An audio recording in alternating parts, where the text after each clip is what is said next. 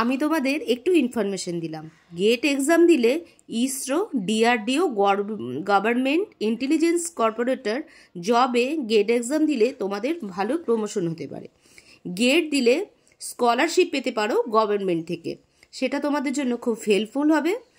Gate দিলে Germany, Singapore, America, Australia, Dubai, সেখানে তোমরা পড়াশোনা করতে পারো। আর গেট দিয়ে অনেক কিছুই সম্ভব। তো গেটটা এই জন্যই আমার ছেলে দিতে গিয়েছে। তো ইনফরমেশনগুলো যারা এখনও গেট দাওনি তারা কিন্তু পরের বছরের জন্য তৈরি হয়, তাদের জন্য আমার শুভকামনা রইল, কারণ গেট দিয়েই অনেক কিছু করা সম্ভব তোমাদের। আমার ছেলেও এবং তার বন্ধু গেট দিতে এসেছে।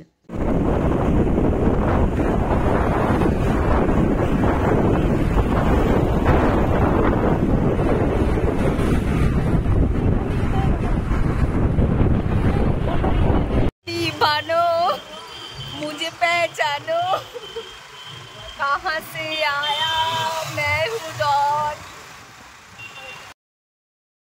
গুড মর্নিং সবাইকে, যে যেখানে আছো তাদের জন্য দিনটা খুব ভালো হোক, এইটাই কামনা করি। তো আমার মাছ মার্কেট থেকে মর্নিং শুরু। তো সেখানে বাজার করে এনে রান্না করে খুব ভালোভাবে রেডি হচ্ছি। কেন জানো তো, আজ ওমেন্স কলেজে আমার ছেলে এমটেক পরীক্ষার সিট পড়েছে 2:30টা।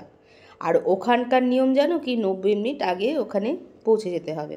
তো বেলে মাছ এনেছিলাম, সেগুলো কুটে রান্না, কই মাছ কোটা, তো অনেকটাই প্রবলেম হয় আমার লাইফে। তো যাই হোক, রান্না তো করতে হবে, নাহলে খাবো কী করে। আর চিংড়ি মাছ করে নিয়েছিলাম, তেল কই আর বেলে মাছ।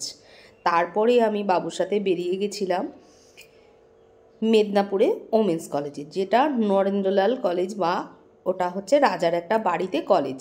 তো আমি যাচ্ছিলাম ওখান দিয়ে ছেলের সাথে, আমার বাড়ি থেকে 15 কিলোমিটার।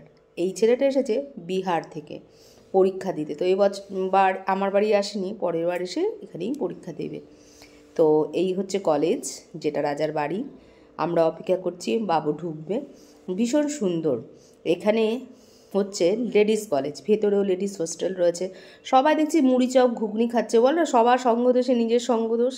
খেতে গিয়ে দেখলাম ওদা আর যা বিচ্ছিরি টাইপ জিনিস। তোমরা যদি কখনো যেয়ে থাকো, ভুল করেও আর এই কাজটা করবে না বা খাবে না।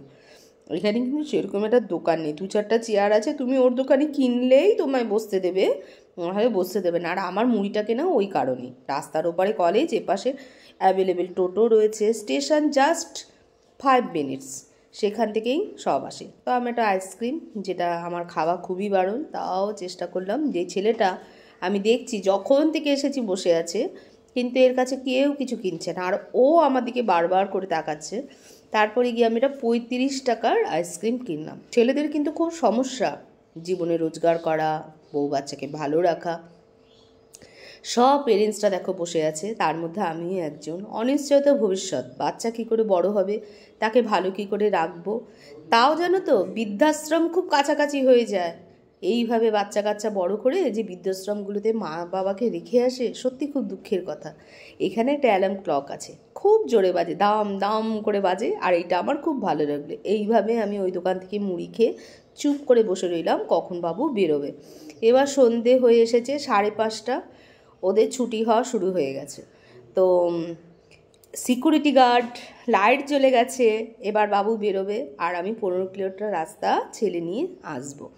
এইভাবে সারা জীবন কষ্ট করেছি। কষ্টটা আমার কষ্ট মনে হয়নি, কারণ আমার ছেলে মানুষের মতো মানুষ করতে আমি এতদিন অবধি পেরেছি। জানি না এরপরে কী হবে। এই সবাই বেরোচ্ছে, কারণ এমটেক না, যারা চাকরিও পেয়ে গেছে, তারা বিল্ড আপ করার জন্য তারা কিন্তু এখানে এসেছে। আগের বছর যখন এনেছিলাম, বাবু কিন্তু সবার চেয়ে ছোটো লাগছিল ওখানে। রাস্তা দিয়ে আসার সময় প্রচুর সরস্বতী ঠাকুর, মেদিনীপুরে এই দুধারে রাস্তা, কেরানীতলা থেকে কিছুটা এগিয়ে সেই আমতলার আগে হবে এটা, আমতলার আগে। তো ঠাকুরগুলো দেখছিলাম। আর মোহনপুরে একটা মাছ, এখান থেকে আমি ভাবছিলাম যে রুই মাছটা কিনবো। তো মাছটা অনেকবারই লাফিয়ে পড়েছিল, জোরে মারাতে আর লাফালো না। তো 1 কেজি 600 গ্রামের মাছ নিয়ে নিল 400 টাকা। তারপরে আমরা একটু চাউমিন কিনে নিলাম। এবার দেখছি রাস্তা দিয়ে ঠাকুর যাচ্ছে, কি ভালো লাগছে ঠাকুর দেখতে। এইভাবে ঠাকুর যাচ্ছে, পুজো হচ্ছে। আর আমার এবার তো অসুখ, সেই জন্য আমার বাড়িতে পুজো কোনো দিনই হয় না, আমি পাড়ায় একটা পুজো করতাম, নানা রকম শিক্ষা আমি এত পেয়েছি যে আমি ঘরকোনা হয়ে গিয়েছি। তো যাই হোক, আর কি বলবো, সেই সব ব্লগগুলোও আছে এখানে দেওয়া। তো রাস্তা দিয়ে আসছি, বাবা বলছে মা খড়গপুরে তো অনেক কিছু হয়ে গেছে। আমি বলছি হ্যাঁ বাবাই, অনেক কিছু তৈরি হয়েছে, সত্যিকার আমাদের খড়গপুর খুব ডেভেলপ করেছে। তো খুব ভালো লাগছিলো। তারপরেই এসে গেলাম ঘরে।